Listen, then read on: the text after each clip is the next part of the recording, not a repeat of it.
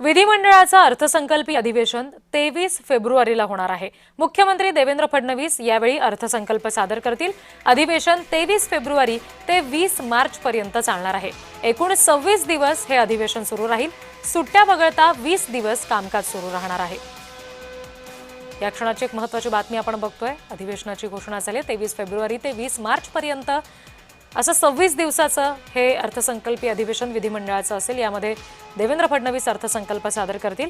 सुट्ट्या वगळता 20 दिवस या सगळ्या अधिवेशनाचं कामकाज होणार आहे। प्रतिनिधी जय पवार आपल्याला आणखी तपशील देतील। जय, नक्कीच खरं पाहायला गेलं तर दिवंगत नेते अजित पवार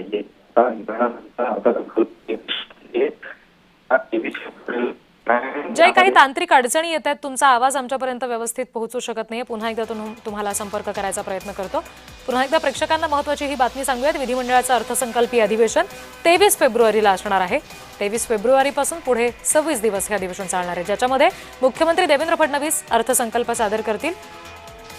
एकूण 23 फेब्रुवारी ते 20 मार्च असं 26 दिवसाचं अधिवेशन आहे। यातल्या 20 दिवस कामकाज चालेल, उर्वरित दिवस सुट्ट्या आहेत।